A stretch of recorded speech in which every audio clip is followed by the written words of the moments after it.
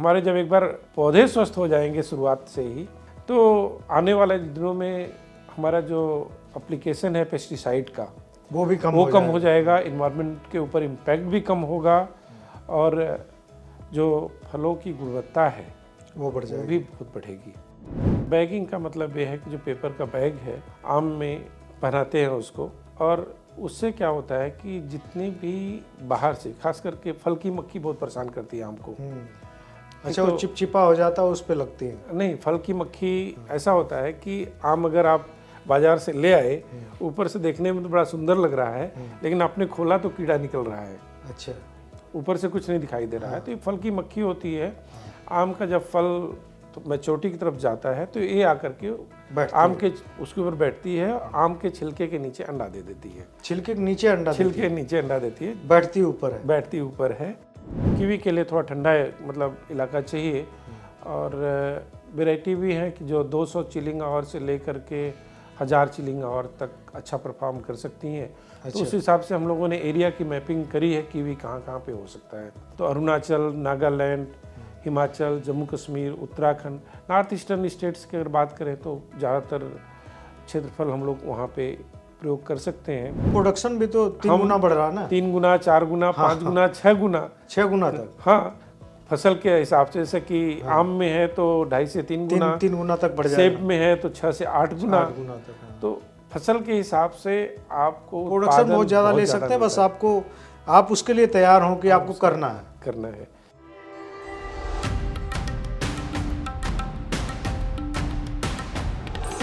जब भी खेती किसानी की बात होती है तो सारी बहस जो है वो धान, गेहूं, दलहन और तिलहन तक सिमट जाती है। लेकिन इससे अलग भी एक दुनिया है खेती किसानी की। वो दुनिया है फलों की, वो दुनिया है सब्जियों की, वो दुनिया है मसालों की। लेकिन ये सारी जो चीज़ें हैं ये किसानों की नज़र में भी उपेक्षित रही हैं, सरकारों की नज़र में भी कमोबेश उपेक्षित रही हैं, और पूरे जो पॉलिसी मेकर हैं, एग्रीकल्चर की जो पॉलिसी बनाने वाले हैं, उनकी नज़र में भी ये सारी चीज़ें उपेक्षित रही हैं। लेकिन अब समय बदल रहा है। अब समय बदलते दौर में अब ये चीज़ देखी जा रही है कि लोग रोटी खाना कम कर रहे हैं, चावल खाना कम कर रहे हैं। लोग अपने खाने में सब्जियों का, फलों का जो है उसकी मात्रा बढ़ा रहे हैं। तो अब क्या है, इसकी वजह से फलों का आयात बहुत बड़े पैमाने पर बढ़ा है, और उसके लिए भारत को बड़ी कीमत चुकानी पड़ती है।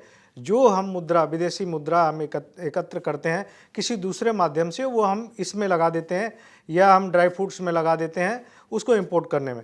अब भारत सरकार का एक मिशन है कि किसी भी तरह से जो फलों का आयात है, जो ड्राई फ्रूट्स का आयात है, उसको कम करना है, अपने यहाँ उसको बढ़ावा देना है, अपने यहाँ इसकी जो है खेती को बढ़ाना है। और जब भी किसान, जो भी किसान धान, गेहूं या और दूसरी फसलें उसको छोड़ करके बागवानी में जाता है, तो जनरल एक रिकॉर्ड रहा है कि उसकी जो इनकम है, जो बहुत बड़ा किसानों का एक मुद्दा है, फार्मर इनकम को बढ़ाना, वो दोगुनी तिगुनी हो जाती है।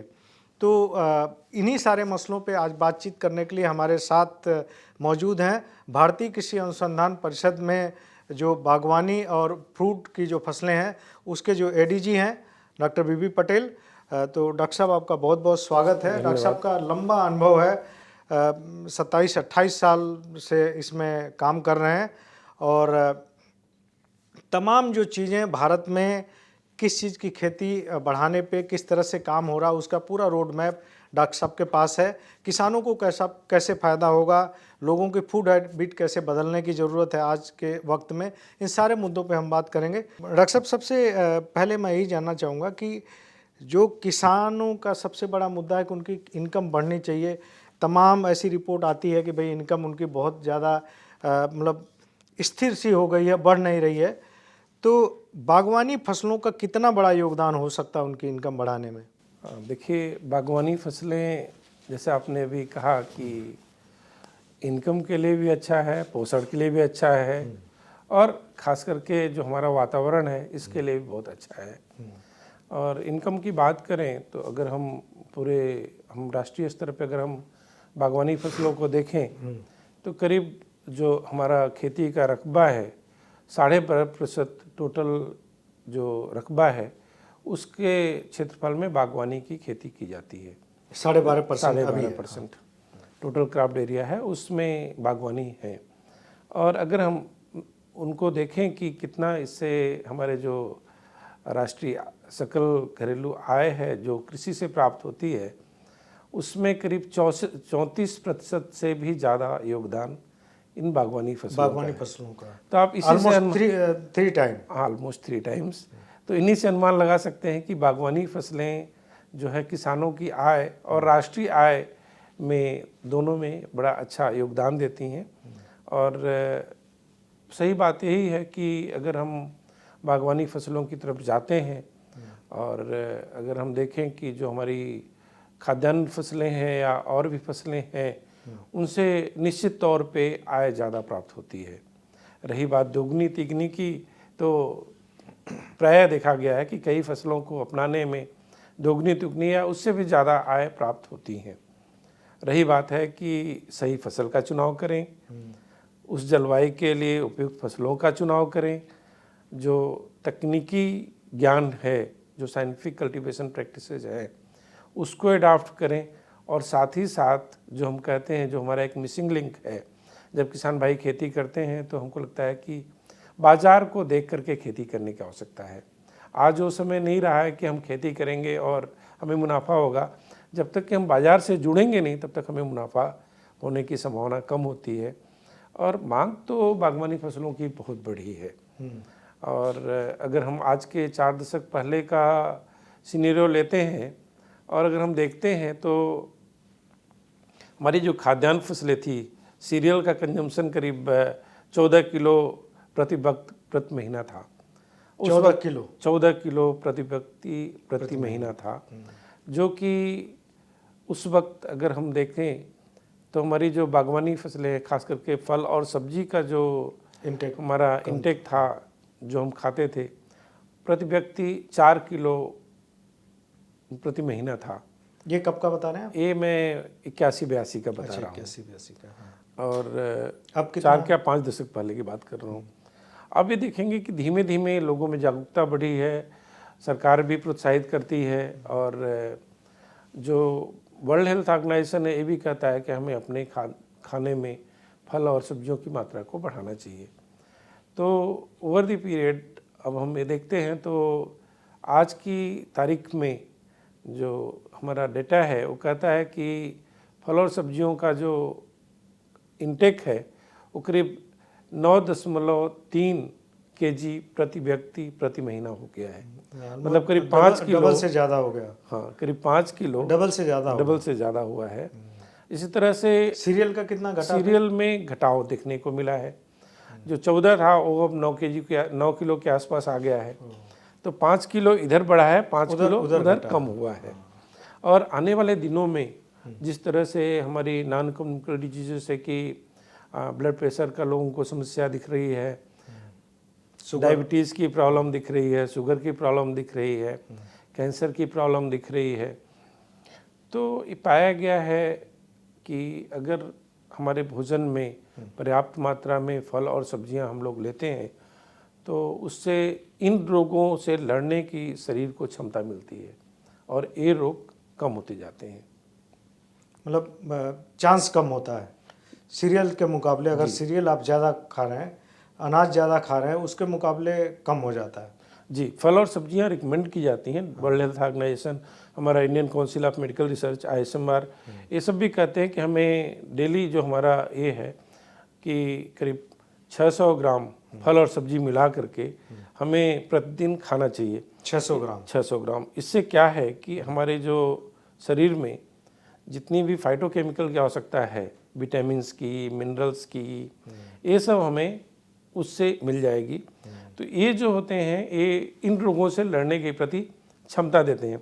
इन्हीं रोगों से क्यों, बाकी भी जो रोग वैसे भी हैं उनमें से भी अगर हमारा शरीर हृष्ट पुष्ट है, मजबूत है, तो और रोगों से लड़ने की क्षमता हमें प्राप्त होती है। तो इसलिए फल और सब्जियां हमारे डाइट के लिए एक बहुत ही महत्वपूर्ण हिस्सा है। ये तो सेहत से जुड़ा मुद्दा है, हमेशा से डॉक्टर भी रेकमेंड करते आए हैं। लेकिन मुद्दा ये है कि आम आदमी की पहुंच से दूर है क्योंकि उसका प्रोडक्शन इतना नहीं है। प्रोडक्शन होगा तो पहुंच में आएगा। तो प्रोडक्शन बढ़ाने के लिए फिर सरकार क्या कर रही है कि प्रोडक्शन इसका बढ़े। एरिया जैसे आप कह रहे हैं 12.5% है और टोटल आपका जो योगदान है वो 36% का हो जाता है। तो जब इतनी महत्वपूर्ण चीज़ है और डेटा भी बता रहा है, लोगों को ज़रूरत भी है, लोगों के पोषण के लिए ज़रूरत है, तो फिर बढ़ाने के लिए कोई रोड मैप है सरकार का? चूँकि आप ऐसे पद पे बैठे हैं तो आपको ज़रूर इसमें जानकारी होगी कि एरिया बढ़ाने के लिए सरकार क्या क्या कर रही है और किन किन क्षेत्रों में फोकस है सरकार का। जी, आज की अगर हम तारीख में देखते हैं तो 50 के दशक से शुरुआत करते हैं आपको। 50 के दशक में जब हमारे पास खाने के लिए कम था तो सरकारों ने हमें खाद्यान्न बढ़ाने के लिए बहुत हरित ज़्यादा हरित क्रांति की शुरुआत हुई। तो उस वक्त हमारे बागवानी का उत्पादन 25 मैट्रिक टन था, 25 million metric ton, 25 million MMT है। हाँ, मतलब 250 लाख टन था टोटल उत्पादन था। और उसके बाद 80 के दशक से बागवानी फसलों पे थोड़ा जोर देना शुरू किया गया। जब हमारा पेट भरने लग गया, पेट भरने लगा एक तरह से, तो बागवानी फसलों पे जोर देना शुरू किया गया। और 2014 से सरकार ने काफ़ी तेज़ी दिखाई है और एक mission on integrated development of horticulture MIDH scheme की तहत किसानों को एरिया एक्सपेंशन के लिए काफ़ी प्रोत्साहित किया जा रहा है। तो जो 25 मिलियन टन था, आज की डेट में 369 मिलियन मैट्रिक टन पहुंचा है। मतलब करीब अगर हम देखते हैं तो 14 गुना से भी ज़्यादा बढ़ोतरी पाई गई है। 14 गुना बढ़ोतरी, 14 गुना फल और सब्जियां में, 1400%। हाँ, गुना तो परसेंटेज में कर लीजिए। दूसरी बात यह है कि एरिया एक्सपेंशन के लिए काफ़ी सहूलतें दी जा रही हैं। जो किसान भाई खेती करना चाहते हैं उनको MIDH स्कीम के तहत काफ़ी उनको सुविधाएं मिल रही हैं। चाहे वो फल के बाग लगाना चाहें, चाहे वो प्रोटेक्टेड कल्टीवेशन करना चाहें।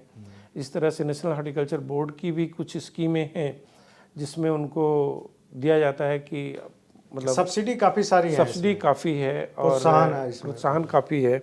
जो किसान भाई मतलब कमर्शियल खेती करना चाहते हैं, नेशनल हॉर्टिकल्चर बोर्ड उसको सब्सिडी देता है कि 4000 स्क्वायर मीटर क्षेत्रफल में अगर वो ग्रीन हाउस लगाना चाहते हैं तो उसके लिए है। तो विभिन्न बागवानी फसलों के लिए कई तरह की प्रोत्साहन योजना है। और जहाँ तक मैं चूँकि रिसर्च से जुड़ा हुआ हूँ तो हम लोग रिसर्च में भी कई तरह की स्कीम पे काम कर रहे हैं, नई नई तकनीकों का विकास करने के लिए। मतलब आती है, सबसे बड़ी बात आती है कि उन्नत किस्मों का विकास।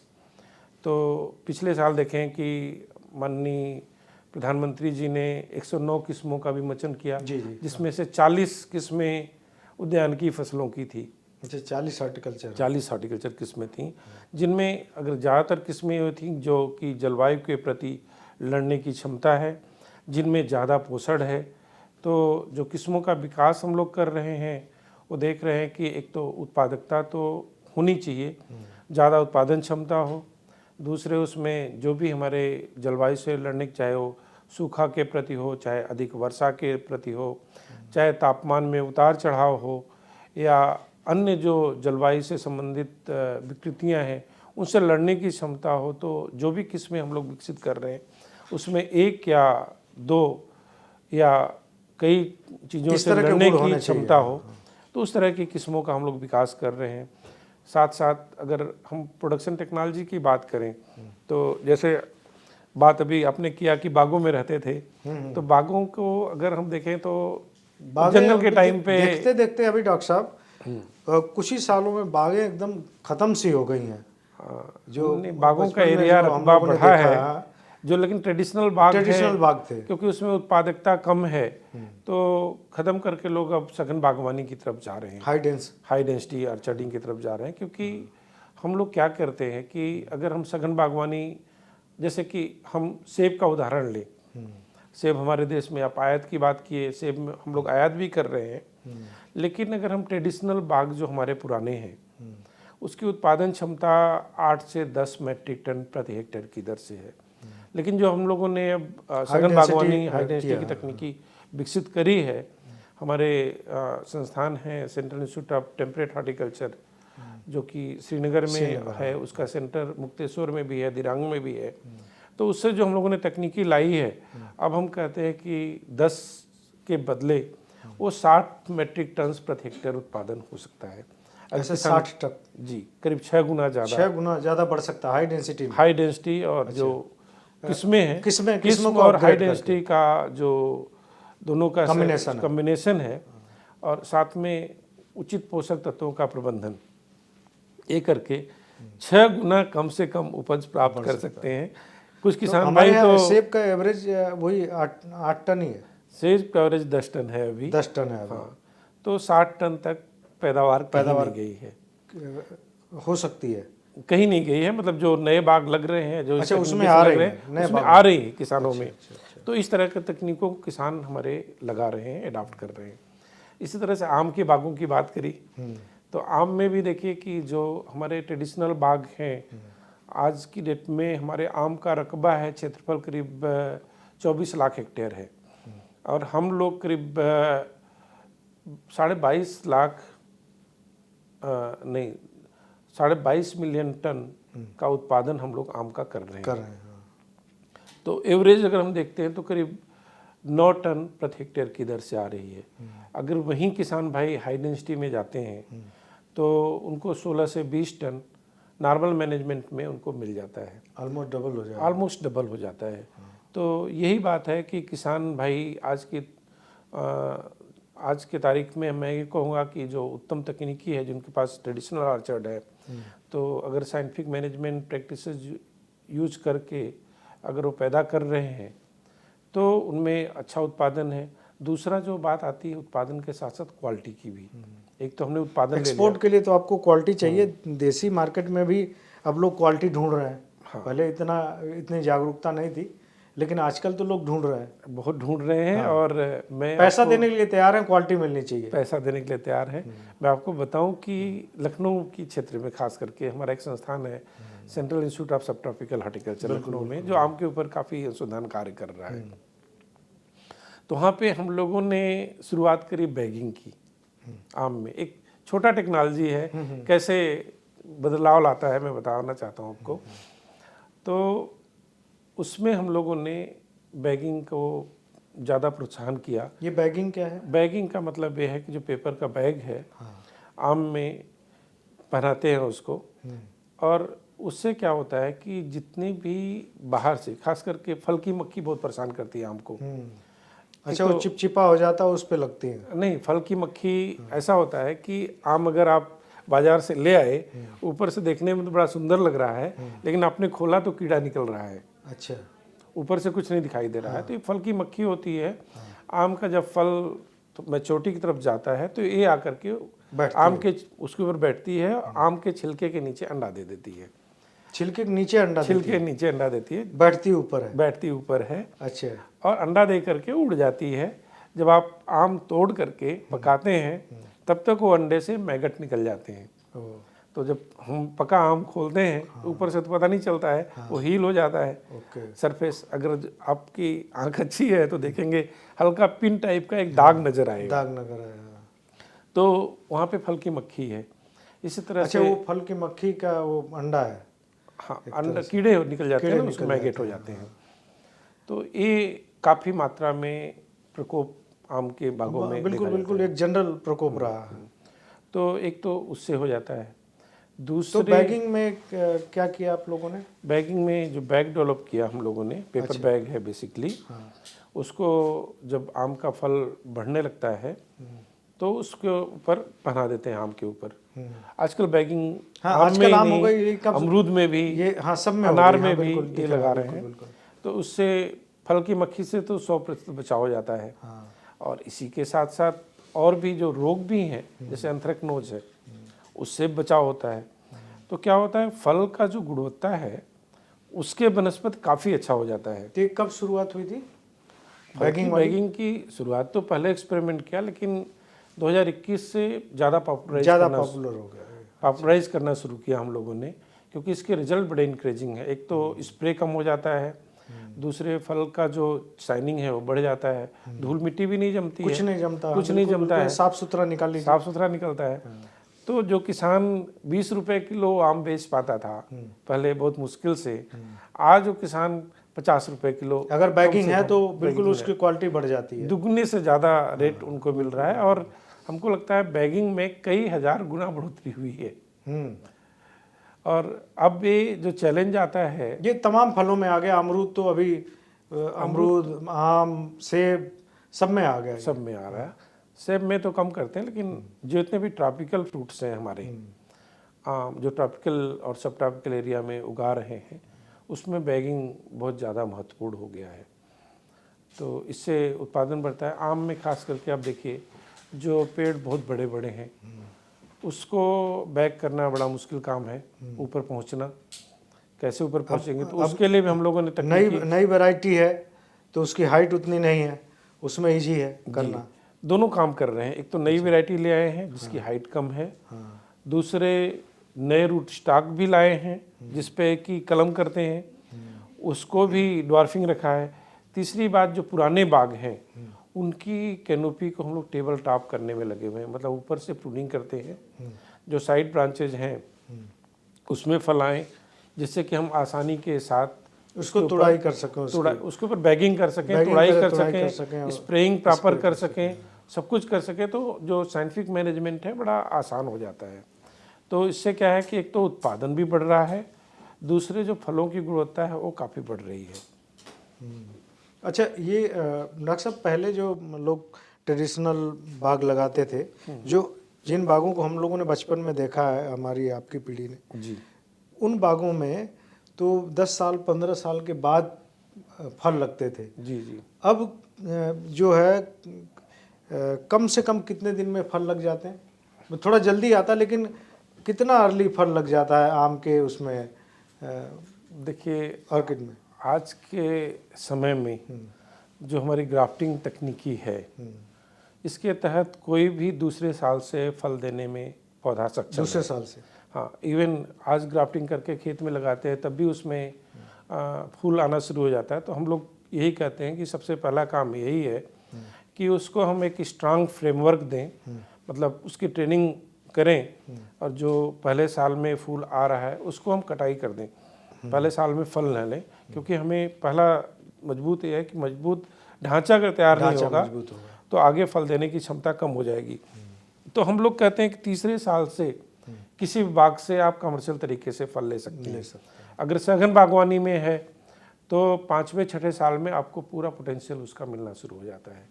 अच्छा। हाँ, मतलब ये है कि जो 8 से 10वें साल में फूल और फल दिखना शुरू होता था, आज हम कहते हैं कि हम 6ठे साल में उस बाग से पूरे जितना हमारा पोटेंशियल यील्ड है वो हम लोग लेना शुरू कर सकते हैं।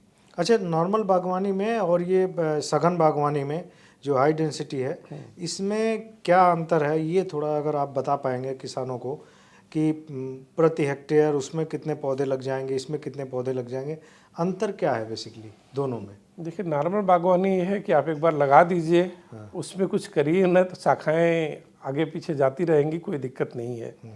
कम मैनेजमेंट में होता है लेकिन उपज कम होती है। सघन बागवानी में है कि बिना साइंटिफिक मैनेजमेंट के आपको सघन बागवानी करना मुश्किल होता है। सघन बागवानी में, जैसे उदाहरण के लिए मैं सेब का लूँ चाहे आम का लूँ, आम का लेता हूँ, आम ज़्यादा आसान है लोगों को समझने में।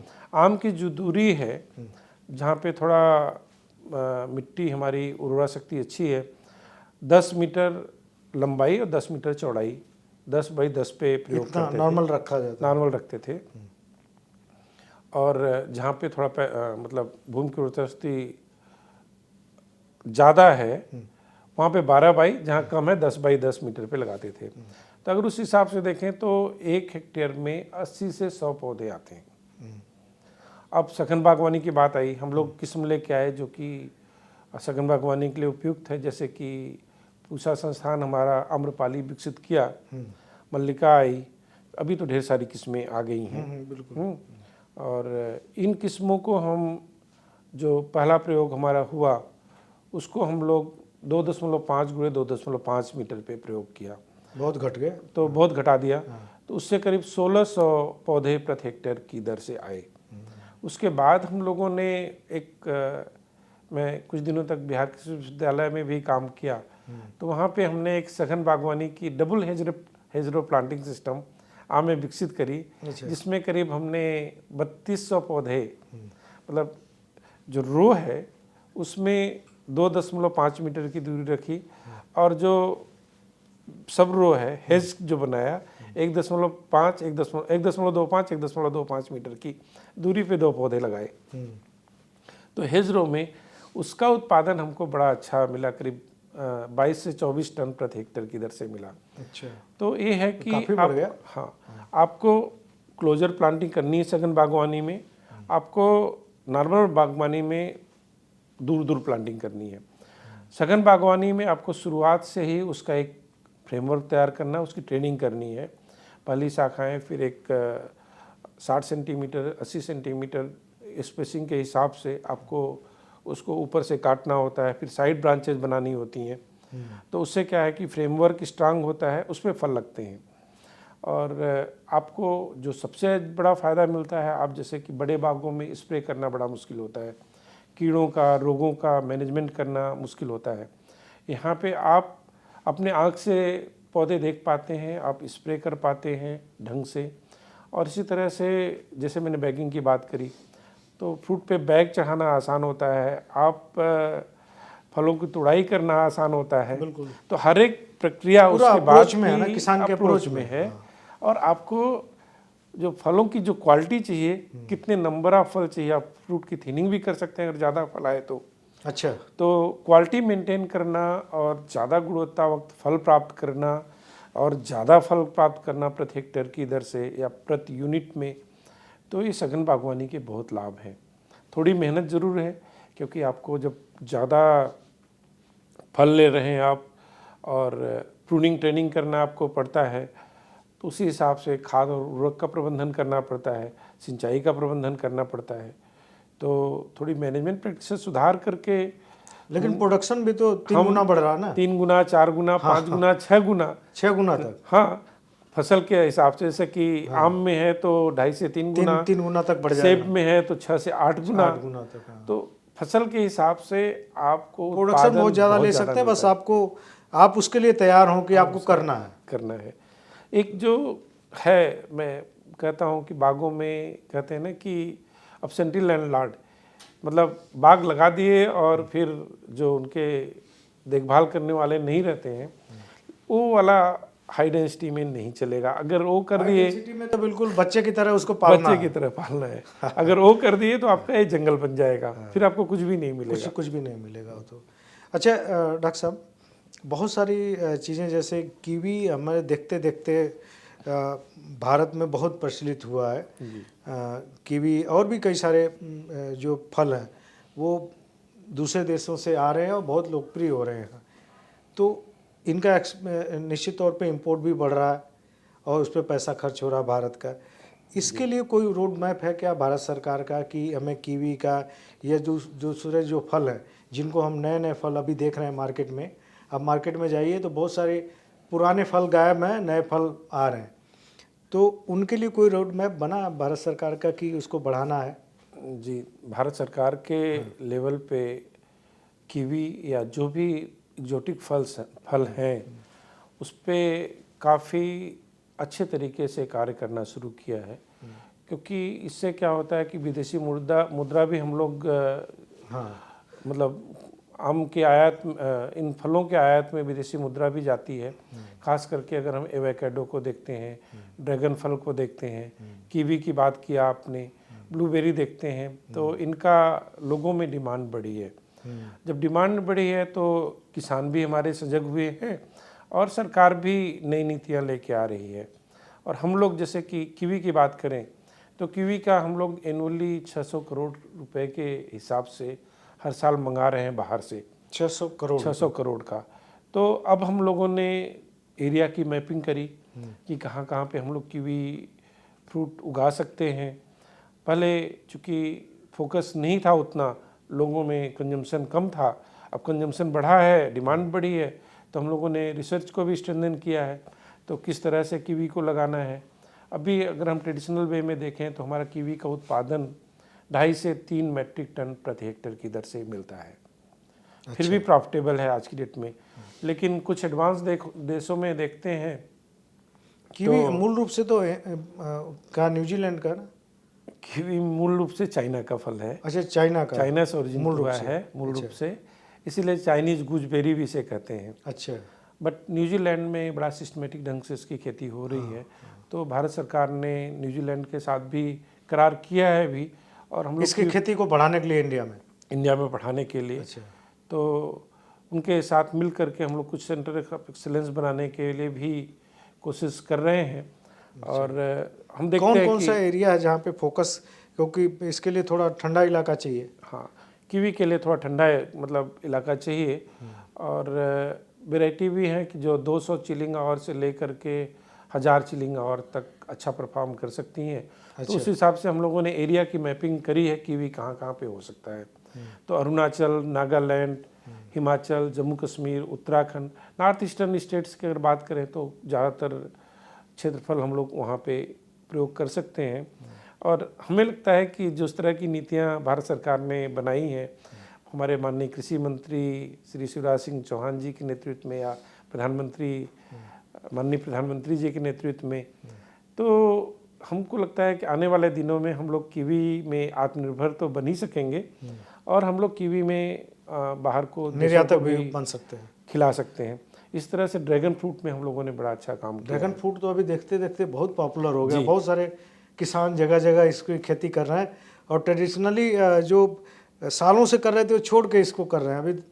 पानीपत, सोनीपत, इधर तमाम यूपी में तमाम जगहों पे। हाँ, हम लोगों ने अपना अनुसंधान कार्य ड्रैगन फ्रूट में किया। और जो लाल वाली किस्म है, मतलब 3 तरह की किस्में होती हैं इसमें। एक तो इसका छिलका लाल रंग होता है और गुदा भी लाल रंग का होता है। दूसरा छिलका लाल रंग और गुदा सफ़ेद रंग का। तीसरा छिलका पीला रंग का और गुदा भी सफ़ेद रंग का होता है। अच्छा। तीनों तरह की किस्में हम लोगों ने बनाई है। और इसके लिए ड्रैगन फ्रूट के लिए काफ़ी रिसर्च वर्क किया है हम लोगों ने। हम लोग स्ट्रक्चर कैसा बनाएं, और जिससे कि उत्पादन लागत कम, क्योंकि इसका स्ट्रक्चर बनाने में काफ़ी पैसा लगता है। वही एक बार बन जाता है तो। फिर प्लांटिंग मटेरियल के बारे में काफ़ी काम किया, और उत्पादन तकनीकी के बारे में काम किया। तो आज की तारीख में 3000 हेक्टेयर के आसपास ड्रैगन फ्रूट की खेती हमारे भारत में होने लगी है। कीवी का कितना है एरिया लगभग? कीवी का एरिया 20,000 हेक्टेयर है। कीवी का ज़्यादा है इससे? हाँ, कीवी का ज़्यादा है। कीवी पहले से हो रहा है हमारे यहाँ। अच्छा। लेकिन बहुत ज़्यादा फोकस नहीं था। तो ड्रैगन फ्रूट आप देखिए कि हम लोगों ने ऑलमोस्ट। ब्लूबेरी का एरिया है कुछ? ब्लूबेरी का एरिया बहुत कम है। अच्छा, अभी उसको भी बढ़ाने, ब्लूबेरी के भी बढ़ाने के लिए काम कर रहे हैं हम लोग। और हम लोग कोशिश, ब्लूबेरी में रेंज बहुत है। मतलब कुछ वैरायटी हैं जिनका चिलिंग आवर 0 से 200 आवर है, और कुछ वैरायटी है जिसका 1000 के ऊपर भी है। ये चिलिंग आवर का भी थोड़ा फंडा समझा देंगे अगर, तो किसानों को समझ में आएगा। चिलिंग आवर देखिए ऐसा होता है कि अगर हम कहें कि जो पौधा है उसको 7 डिग्री से कम तापमान पे कितने घंटे तक एक्सपोज हुआ है, तो जो 7 डिग्री एक क्रिटिकल तापमान है, उससे कम में कितने घंटे पौधा रहा है। अच्छा। तो उस घंटे को जोड़ करके, मोटा बता रहा हूँ मैं, हाँ, मोटे उस घंटे को जोड़ करके कहते हैं इतना चिलिंग आवर हो गया है। जो 0 से 200, मतलब आप जब भी सब ट्रॉपिकल जोन हमारा दिल्ली, पंजाब, हरियाणा, ये सब सारा एरिया कवर होता है। और ज़्यादा वाला अगर चिलिंग की बात करें, टेम्परेट जोन में जाना होता है। जैसे जम्मू एंड कश्मीर का हमारा, श्रीनगर और ऊपर वाला एरिया है, हिमाचल प्रदेश है, उत्तराखंड है। तो जहाँ जहाँ एप्पल हम लोग खेती कर रहे हैं वो हाई चिलिंग एरिया वाला है मोस्टली। अब तो लो चिलिंग वैरायटी सेब में भी आ गई है। तो यही है चिलिंग आवर का बात जो कर रहे हैं। तो ब्लूबेरी पे भी हम लोग फोकस कर रहे हैं कि ब्लूबेरी हम लोग जो नॉर्मल एरिया है ब्लूबेरी के लिए, देखिए खास बात ये है कि हमको जो मिट्टी का पीएच है, पीएच तो सभी किसान भाई समझते हैं आज की तारीख में, सब किसान समझते हैं। तो 4 से 4.5 और मैक्सिमम 5 पीएच तक ही इसकी जो उगाने की वो है, उसी पीएच में उगता है। जब ऊपर जाते हैं तो उसकी फल ठीक से नहीं आएंगे तो गुणवत्ता अच्छी नहीं होगी। इससे ज़्यादा पीएच होगा तो पीएच होगा कम पीएच में, कम पीएच में होता है, कम पीएच में होता है। तो कुछ नॉर्थ ईस्टर्न रीजन में पीएच कम है हमारा। अगर हम इधर देहरादून की साइड में देखें तो जो उनकी घाटियाँ हैं वहाँ पे पीएच कम है, तो सब हमारे ब्लूबेरी के लिए उपयुक्त स्थान है। लेकिन ब्लूबेरी के लिए सबसे अच्छी बात यह है कि हम कंटेनर में प्रोडक्शन कर सकते हैं, आर्टिफिशियल मीडिया लगा करके उसमें भी हम पैदावार कर सकते हैं। जो हमारी लो चिलिंग किस्में हैं उसको भी उगा सकते हैं। तो अभी इस पर अनुसंधान कार्य शुरू किया है। हिमाचल प्रदेश कृषि विश्वविद्यालय ने कुछ मध्यम से हाई चिल वैरायटी पे काम किया है, लेकिन अभी हम लोग इसमें अनुसंधान के प्रोटेक्टेड लिए एरिया में हम कर सकते हैं। प्रोटेक्टेड एरिया में कर सकते हैं। कंटेनर मतलब जो ट्रेंच बना करके उसमें कुछ मीडिया डाल करके और पीएच को नियंत्रण करके हम इसकी खेती कर सकते हैं। तो इन जो ये नए तरह के फल हैं, अब ये नए फलों की बात हो रही है, तो जैसा कि हमारे जो फल हैं मूल रूप से वो केला, आम, अमरूद हमारा है कि नहीं है? अमरूद नहीं, मैक्सिको से आया है। अमरूद कहाँ से आया है? मैक्सिको से आया है। अच्छा, ये मैक्सिको से कब आया है ये? ये बहुत पहले आया है, मतलब 15वीं-16वीं शताब्दी का। अच्छा, 15वीं-16वीं शताब्दी में आया, मैक्सिको का है ये, इंडिया नहीं है। इंडियन इंडिया का केला है, आम है। केला है, आम है, अब बेल है, आंवला है, अच्छा जामुन है, बहुत न्यूट्रिशियस फ्रूट्स हैं हमारे सारे। अच्छा, ये जो गुलर वगैरह थे, गुलर और बढ़ल होता था, बढ़ल भी हमारा है। बढ़ल है, लेकिन वो तो गायब हो गया मार्केट से, बिल्कुल गायब है बढ़ल तो। नहीं, अभी फोकस्ड है अब तो। अच्छा, कई एरिया में काम बढ़ल पे कर रहे हैं लोग और बढ़ल की किस्में भी आ रही हैं। हम लोग ने देखिए काम अभी आईसीआर में बड़ा अच्छा शुरू हुआ है कि जो, और माननीय कृषि मंत्री भी अक्सर निर्देश देते रहते हैं कि जो हमारी इंडिजिनस किस्में हैं उस पे काम करें। और क्योंकि इसमें जो पोषक तत्व है ये बहुत अच्छे मात्रा में पाए जाते हैं और ट्रेडिशनली इसको मेडिसिन में भी यूज करते रहे, आयुर्वेदिक मेडिसिन में। तो उसमें नई किस्मों को ले आना और उनमें जो नए पोषक तत्व हैं उनको एनालिसिस करके कैसे और बढ़ा सकते हैं उसको, उस पे काम करना, तो और वो लोगों के बीच में लाना। तो इस सब पे हम लोग काम करना शुरू किए हैं और आने वाले दिनों में क्या, अब तो वैरायटी किस्में आ ही रही हैं जो भी हमारे रिलीज हो रही हैं। बेल की अभी हम लोगों ने 4-5 किस्में लेके आए हैं जो कि हाई डेंसिटी के लिए भी उपयुक्त है, जो क्रैकिंग होती है उसमें भी कम आता है बेल में, और ज़्यादातर फलों में क्रैकिंग की समस्या बहुत होती है। हाँ, बहुत, जैसे ही पकता है फट जाता है। तो उससे भी सहने की क्षमता वाली किस्में लेके आए हैं। इस तरह से जामुन में किस्में लेके आए हैं जो कि बहुत बड़ी बड़ी किस्म, मतलब छोटी ना होकर के बड़ी बड़ी किस्में हों। जामुन, सीडलेस जामुन का भी, सीडलेस जामुन भी एक आ गया ना मार्केट में। हाँ, ले आए हम लोग लखनऊ से। हाँ, विकसित लखनऊ की वाले गई उसी जामुन, संस्थान में। तो सीडलेस जामुन पे भी हम लोगों ने काम किया है। मतलब ओवरऑल अगर देखें तो लेकिन डॉक्टर साहब ये सारी चीज़ें हो रही हैं, बढ़ल मुझे सालों से देखने को नहीं मिला मार्केट में कहीं। बचपन में कभी खाया था, बढ़ल तो बिल्कुल ख़त्म ही हो गया मार्केट से। मार्केट में आ रहा है अब।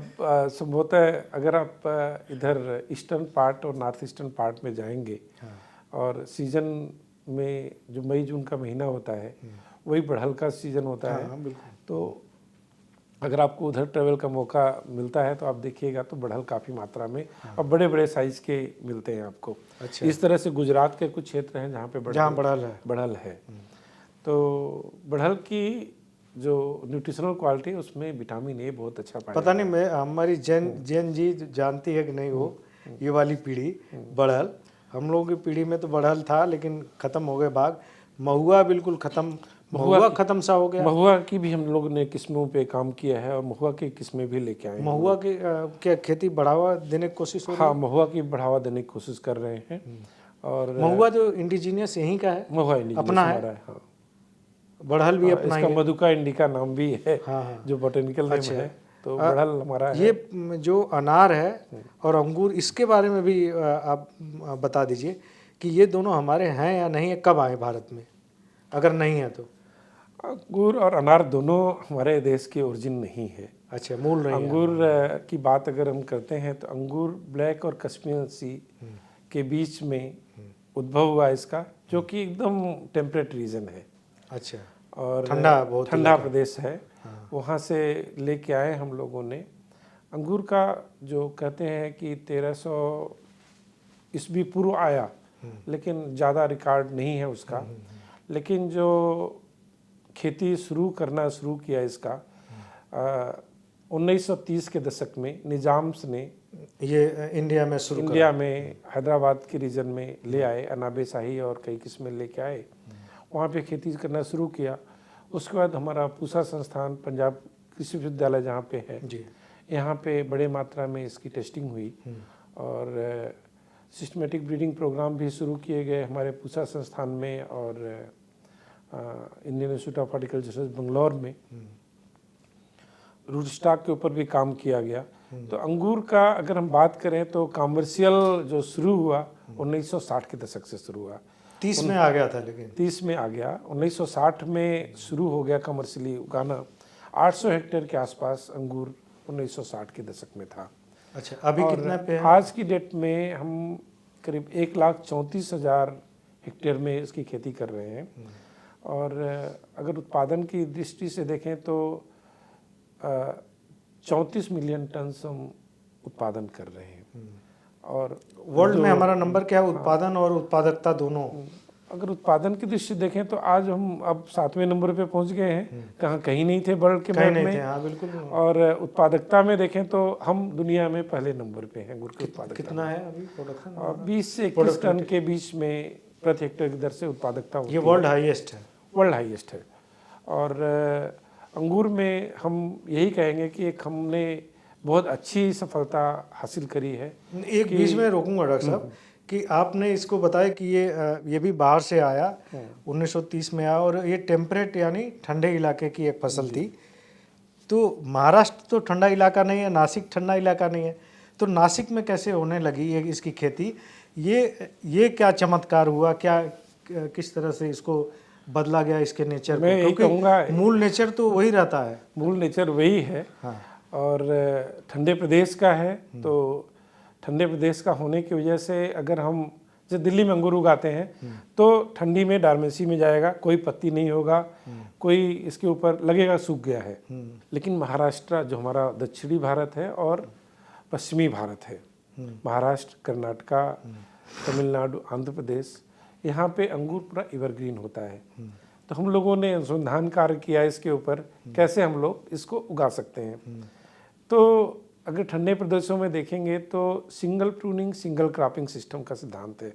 मतलब साल में एक बार उसको प्रूनिंग करे और एक बार फसल लिए, हार्वेस्टिंग एक बार हुई।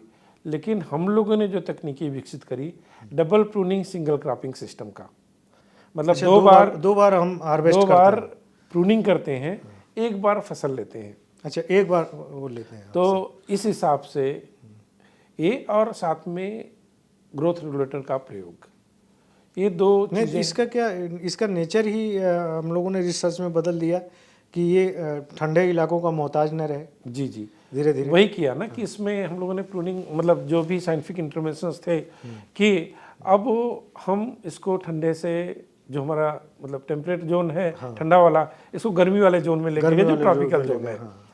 तो ये है कि अब वो महाराष्ट्र की, तमिलनाडु की एक मुख्य फसल है। महाराष्ट्र में करीब 65% से ज़्यादा अंगूर का उत्पादन देश का हो रहा है।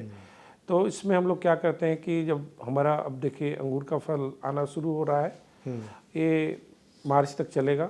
मार्च के महीने में जब पूरा फल तोड़ लेते हैं तो प्रूनिंग करते हैं, इसको बैक प्रूनिंग करते हैं। इसको सिर्फ और सिर्फ अंगूर की टहनियों के बढ़वार के लिए, पत्तों के लिए बढ़वार के लिए करते हैं। उसके बाद इसको ध्यान रखते हैं कि इसको कीड़ा रोग न लगने पाए। फिर सितंबर और अक्टूबर के महीने में हम दोबारा प्रूनिंग करते हैं, जिसको फॉरवर्ड प्रूनिंग कहते हैं। वो सिर्फ ग्रोथ के लिए होता है। तो जो अंगूर का प्रूनिंग करते हैं, ये 1 से 2 बट पे प्रूनिंग करते हैं। अभी जो भी हमारी किस्में हैं, केन बीरर वेराइटीज़ हैं, जो कि मतलब 8 से 12वें नोट पे फ्रूटिंग होती है। ये सब रिसर्च में पाया गया। तो उसको प्रूनिंग किया। इस वक्त फरवरी मार्च, मतलब मार्च के महीने में, अप्रैल के महीने में जो बहुत लेट प्रूनिंग किया, तो प्रूनिंग कर दिया कितने, 1 से 2 नोट पे। पता है कि उससे सिर्फ वेजिटेटिव शाखाएं निकलेंगी। तो इसको करके फिर हम जब अक्टूबर का महीना आ गया, सितंबर का महीना आ गया, फ्रूट प्रूनिंग उसको बोलते हैं, तो 10 से 12 नोट पे करते हैं, तो उससे हम फिर फल लेते हैं। वो फल जा कर के हमारा सितंबर के महीने में प्रूनिंग किए हैं तो जनवरी के अंत या फरवरी में शुरू हो जाता है, अक्टूबर के महीने में किए हैं तो फरवरी और मार्च में फल मिलता है, मतलब पकता है। तो इस हिसाब से किए। दूसरा जो हम लोगों ने अंगूर में किया कि बेरी का साइज़ बड़ा हो, तो जिब्रेलिक एसिड का एप्लीकेशन बहुत ही महत्वपूर्ण हुआ कि जिससे कि हम लोगों ने। तीसरा जो हम लोगों ने काम किया अंगूर के लिए, वो किया कि पेस्टिसाइड रेसिड्यू कम हो अंगूर में। तो उसके लिए तरह तरह के पेस्टिसाइड जो भी रिकमेंड हुए उस पर काम हुआ। उसके बाद हमारी national research centre on grape जो पुणे में अवस्थित है, 1997 में बना है ये संस्थान, तो उसमें हमारी रेसिड्यू लेबोरेटरी पूरे कंट्री के लिए रेफरल लेबोरेटरी है।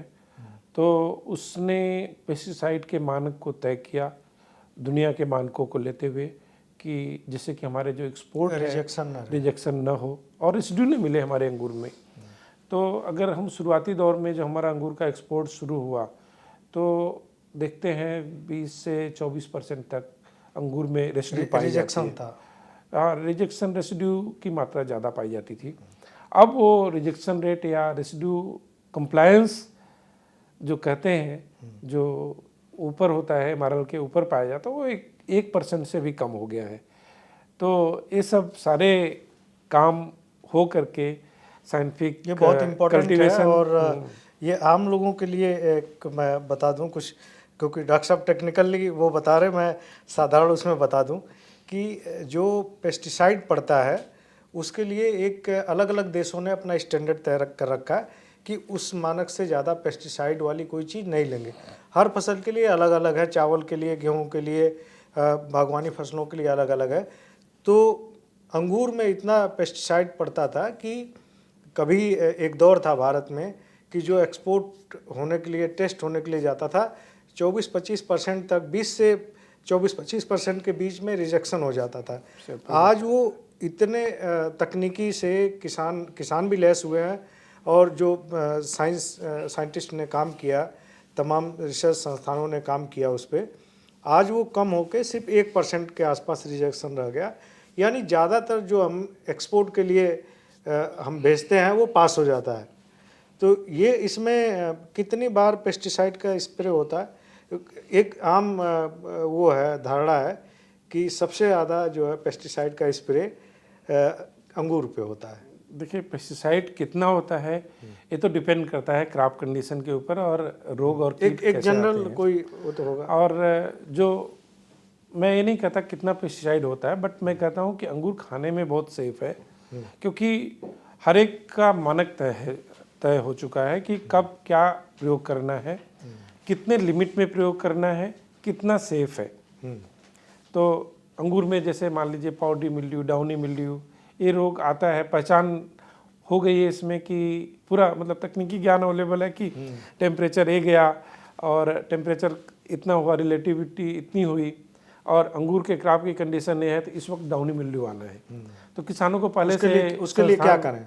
संस्थान बता देता है कि इस वक्त आप ये प्रोफाइलेक्टिक मेजर यूज करिए, ये सेफ पेस्टिसाइड है, मतलब बोटेनिकल से यूज करिए। हमने जो बायोलॉजिकल पेस्टिसाइड भी डेवलप किया जिसमें कि कुछ मतलब जो जैविक नियंत्रण विधियां हैं उसको बनाई जिससे को प्रयोग करें, जिससे कि पेस्टिसाइड भी कम लगे। तो ये सब को जो क्लासिकल बायोलॉजिकल कंट्रोल की बात कर रहे हैं, जैविक नियंत्रण की बात कर रहे हैं, उन विधियों को चाहे वो रोग हो चाहे कीट हो सबके लिए किया। तो उससे क्या है, पेस्टिसाइड का एप्लीकेशन कम हो रहा है। और दूसरी बात यह है कि हर एक का पता है कि इतने दिन तक वो डिग्रेड हो जाता है।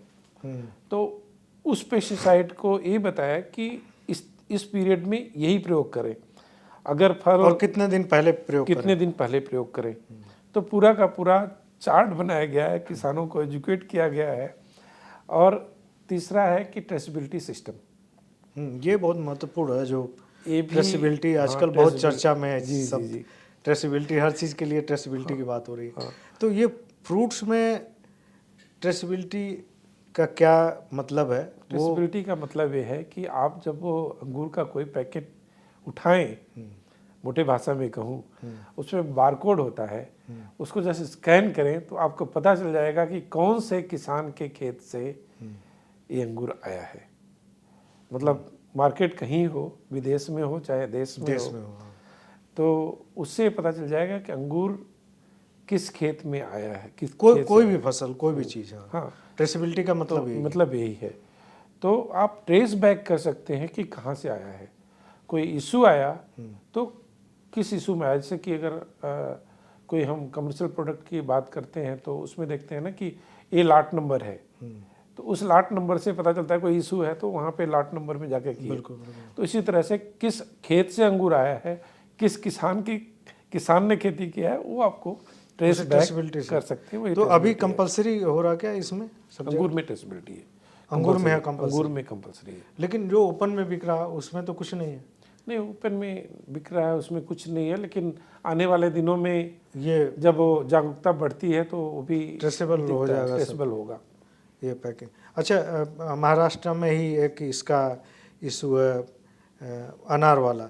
तो मैं कहीं पढ़ रहा था कि जो सोलापुर है, अनार का सबसे बड़ा बेल्ट है, सोलापुर में ही सबसे ज़्यादा खेती होती है अनार की।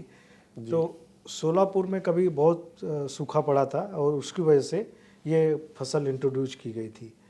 तो ऐसे ही है क्या? सोलापुर में हमारा संस्थान भी कार्य कर रहा हाँ, है, पोमोग्रेनेट नर्सी का एंड वहाँ पे। पोमग्रेनेट, और सूखे की फसल है, सूखे क्षेत्र में काफ़ी अच्छा परफॉर्म करता है। और इसमें अनार में काफ़ी काम हुआ और आज की डेट में अनार में भी हम देश में नंबर 1 है। दुनिया में दुनिया में नंबर 1 नंबर है। 1। हाँ। कितना हमारा सबसे- एरिया लगभग इसका? एरिया जो भी है हम करीब 30% अनार हम लोग 30% मीट दुनिया कर पा का रहे हम हैं। हाँ, पैदा कर रहे हैं। हाँ। तो इसमें यह है कि जो अनार में नई किस्में आई हैं, और इंडिया में सिर्फ महाराष्ट्र है या और भी सूखे वाले क्षेत्र जैसे आपका राजस्थान हो गुजरात गया, है, राजस्थान हो है, गया, सब जगह अनार की खेती हो इसमें रही है। और अभी हाल में ही एक किस्म आई है सोलापुर लाल। सोलापुर लाल। हाँ, ये करके नई निकला किस्म है, बायोफोर्टिफाइड है।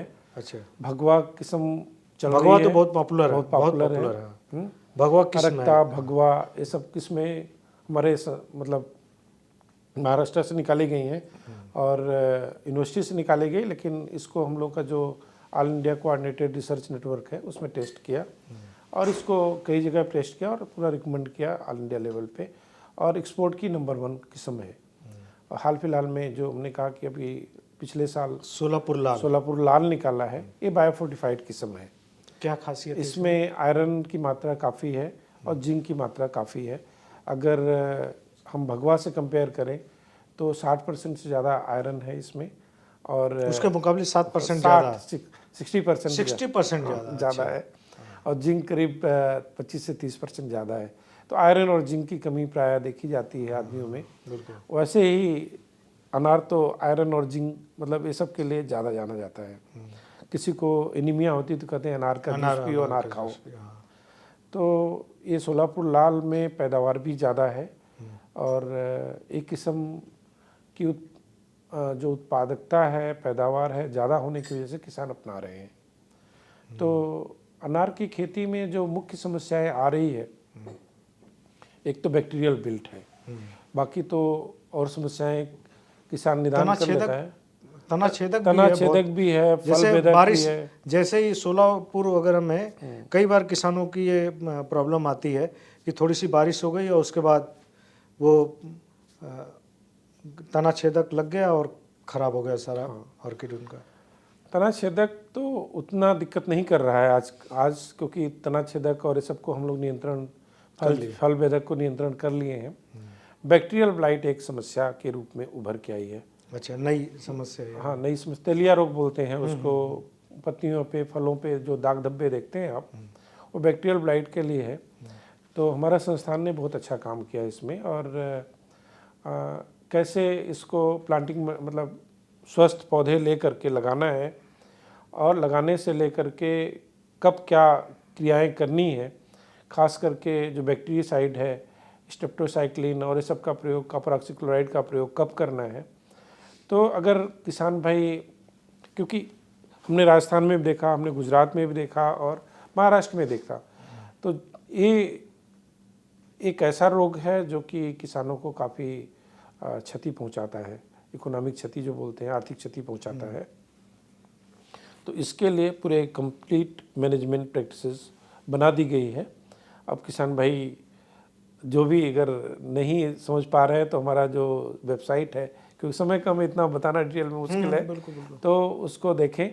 जो मुख्य बातें हैं इसमें कि जो मैं बताना चाहूँगा कि आप उन प्रमाणित क्या और एक्रेडिटेड नर्सरी से पौधे लें जो कि रोग मुक्त पौधे बेचता हो। आप उनके मदर ब्लॉक को ज़रूर देखें। अगर लगता है कि बैक्टीरियल ब्लाइट रोग लगा है तो आप ऐसी नर्सरी से पौधे न लें। स्वस्थ पौधे लेंगे तो आधा समस्या वहीं खत्म है।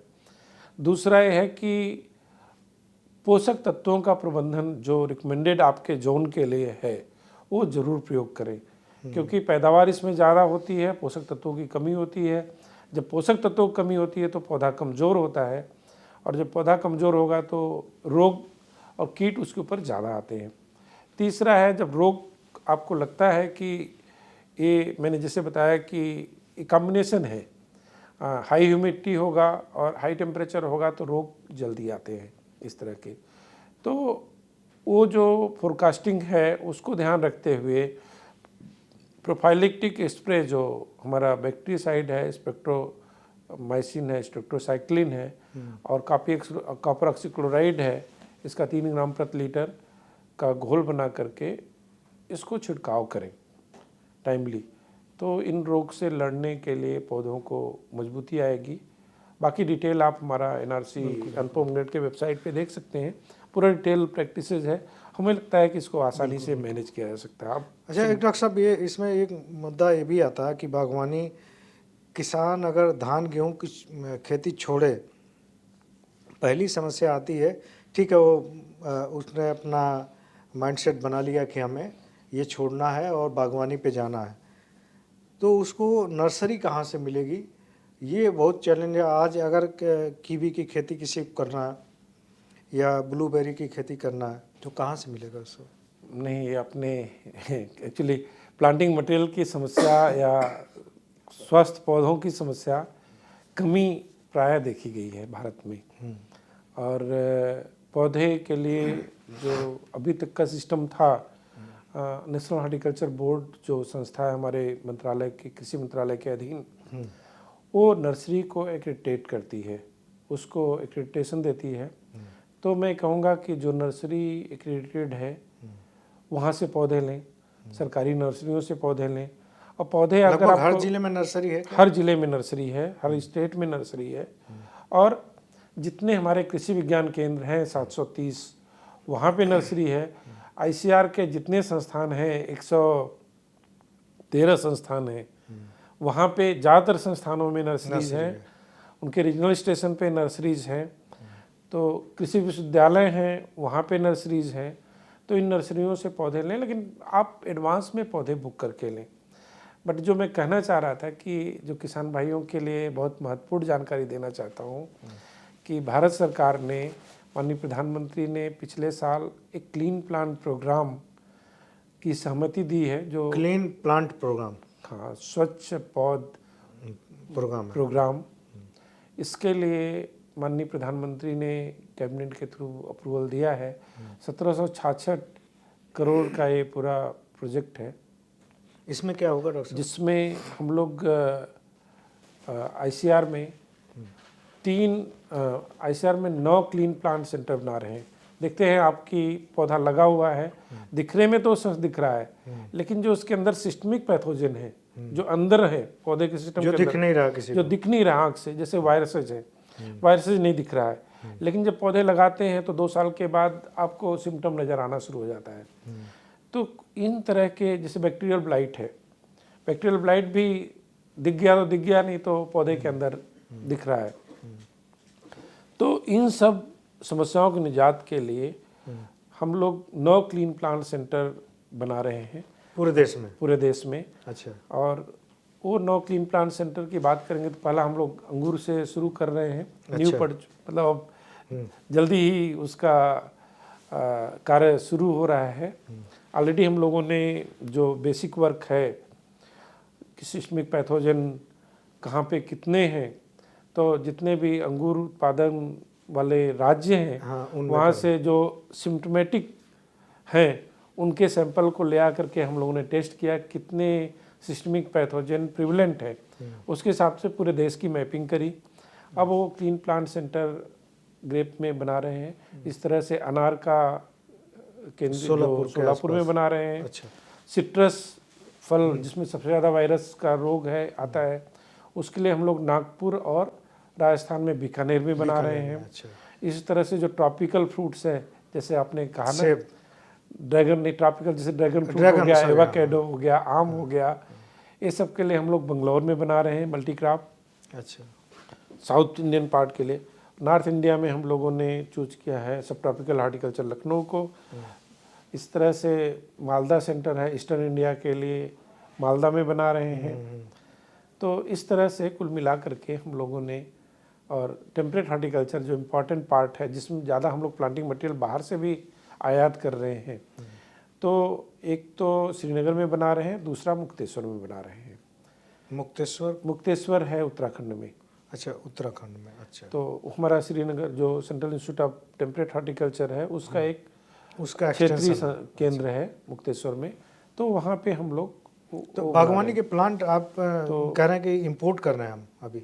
बागवानी के प्लांट काफ़ी इंपोर्ट भी हो रहे हैं, सेब में इंपोर्ट हो रहे हैं। अच्छा। तो हमारी ये है कि अगले 5 सालों में किन किन चीज़ों के देखिए सेब के कर रहे हैं, ऑयल पाम में कर रहे हैं, हम लोग स्प्राउट्स मंगा रहे हैं। देन जो एवोकेडो है, ब्लूबेरी है, इन सब का पौधे जो किसान भाई हैं, आलमंड और उसमें भी कर रहे हैं, वालनट वालनट में भी थोड़ा पौधे मंगा रहे हैं, लेकिन कम मंगा रहे हैं। लेकिन सेब में ज़्यादा पौधे मंगा रहे हैं।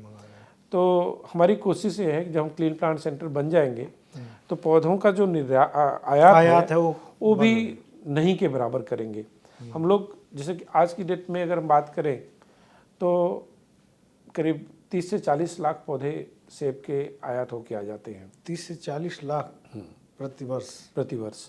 तो उसको हम लोग कम करके वो 5-10 पौधे ही मंगाएंगे। अच्छा। क्लीन प्लांट सेंटर में क्लीन करेंगे। क्लीन करने के बाद वहाँ से इन नर्सरियों को देंगे।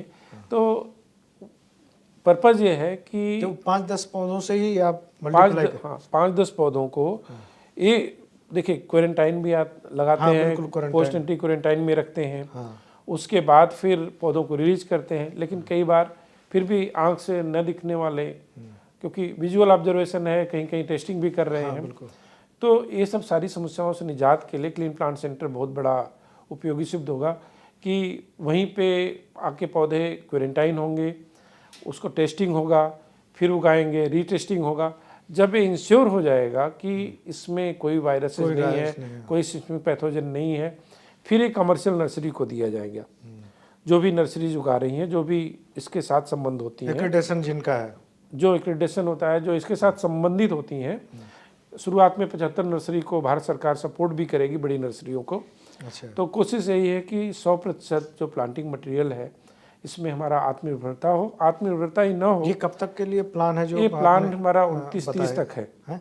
29-30 तक है। ये जो 75 नर्सरियों का भी 75 नर्सरियों का है। 9 ये अपने clean plant 9 clean plant centre, 75 नर्सरियों को पूरा ये करना, सबका क्षमता संवर्धन करना, ये सब सारे कार्य हम करके, और हमें लगता है कि ये एक गेम चेंजर साबित होने वाला है। क्योंकि हमारे जब एक बार पौधे स्वस्थ हो जाएंगे शुरुआत से ही, तो आने वाले दिनों में हमारा जो एप्लीकेशन है पेस्टिसाइड का वो भी कम हो जाएगा। इन्वायरमेंट के ऊपर इम्पैक्ट भी कम होगा, और जो फलों की गुणवत्ता है वो बढ़ जाएगी, वो भी बहुत बढ़ेगी। और फलों रिजेक्शन, फिर जो एक्सपोर्ट में जो रिजेक्शन होता है वो भी खत्म हो जाएगा। तो एक बहुत बड़ा प्रोग्राम है। ये अभी से शुरू हो गया? ये शुरू हो गया है। शुरू हो गया। सेंटर कब तक बनेंगे इसमें? सेंटर का बनना शुरू हो गया है, काम करना शुरू कर दिए हैं बैकग्राउंड। तो ये बागवानी की दुनिया बदलने के लिए बिल्कुल काम हो रहा है। एकदम सही कह रहे हैं, बागवानी की दुनिया बदलेगी।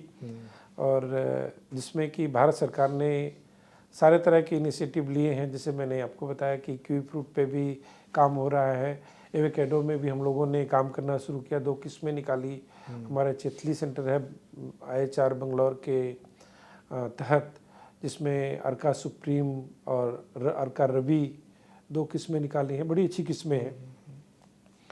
और सब तरह से मतलब जो फोकस होना चाहिए वो कर रहे हैं। वो फोकस हम लोग अच्छा, ध्यान दे एक रहे चीज़ चलते चलते मैं पूछना चाह रहा हूँ कि कोई पौधा इंपोर्ट करते हैं तो हम कितने दिन का क्वारंटीन पीरियड होता है उसका? ये जब भी कोई पौधा हम लोग इंपोर्ट करते हैं, डिपेंड करता है 6 से 2 साल तक का है। 6 महीने से? 6 महीने से 2 साल तक ये क्वारंटाइन पीरियड है। इतने में उसकी जांच होती है? इतने में उसकी जांच होती है, उसको ले आते हैं, फिर designated post anti quarantine facility में रखते हैं। जो भी पौधा इंपोर्ट करता है उसको बताना पड़ता है। फैसिलिटी है ये इसके पौधे जो इंपोर्ट? ये देखिए, जो प्राइवेट इंपोर्टर्स हैं वो उनके पास फैसिलिटी है। गवर्नमेंट में भी हम लोगों ने ICR के अंदर में 4 इस तरह के पोस्ट एंट्री क्वारंटाइन फैसिलिटी बनाई है। एक श्रीनगर में बनाई हमने, अच्छा, और एक तिरंग में बनाई है, और एक बीकानेर में डेट पाम के लिए बनाई है, डेट पाम भी काफ़ी इंपोर्ट हो रहा है, और एक मुक्तेश्वर में बनाई है।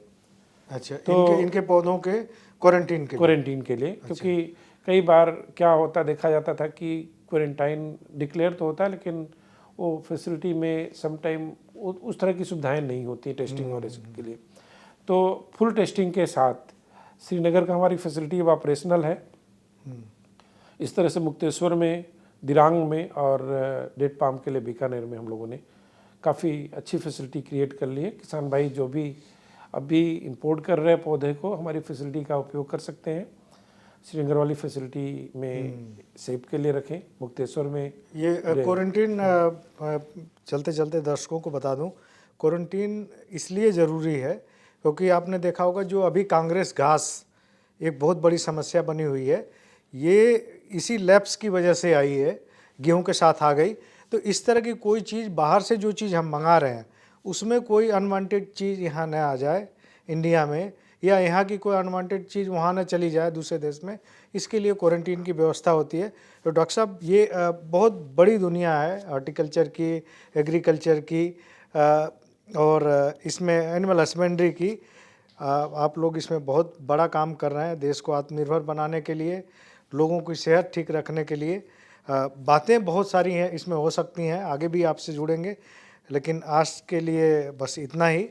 और उम्मीद है कि हमारे जो दर्शक हैं उनको जो डॉक्टर साहब ने जानकारियाँ दी हैं वो पसंद आई होंगी। डॉक्टर साहब ने बहुत सारे फलों के बारे में बताया कि कौन हमारा है कौन नहीं है, वो फल कैसे भारत में रच बस गए, इस पर भी जानकारी दी डॉक्टर साहब ने। और कैसे जो हमारे ट्रेडिशनल फ्रूट्स रहे हैं उनको फिर से पुनर्जीवित करने की, दोबारा उनको मार्केट में लाने की कोशिश हो रही है। कैसे जो अभी अनार है, आम है, उनकी जो गुणवत्ता बढ़ाने की, जो पोषण की गुणवत्ता उनकी, उसको बढ़ाने का काम हो रहा है। इस पर बात की किस तरह से भारत में जो प्लांट इंपोर्ट होते हैं उनको कैसे मिनिमाइज किया जाए, इस पर भी बातचीत की। तो डॉक्टर साहब, उम्मीद है कि ये जो आपने जानकारी दी, हमारे जो दर्शक हैं, किसान बहन भाई जितने भी हैं और आम लोग, उनके पोषण से जुड़ा भी मुद्दा है, उन सबको पसंद आएगी ये जानकारी। डॉक्टर साहब, आपका बहुत बहुत धन्यवाद। उम्मीद करता हूँ कि आप हमारे साथ जुड़े रहेंगे, और किसान तक को आप लोग सब्सक्राइब करिए, और जितने भी खेती किसानी से जुड़ी जानकारी है उनके लिए आप कमेंट बॉक्स में भी जानकारी दे सकते हैं कि आपको किस चीज़ पे जानकारी चाहिए। हम उनके विशेषज्ञ के साथ ज़रूर आपको वो जानकारी मुहैया कराने की कोशिश करेंगे। धन्यवाद। बहुत बहुत धन्यवाद, आभार, आपने हमें मौका दिया किसानों से जुड़ने के लिए। जी डॉक्टर साहब।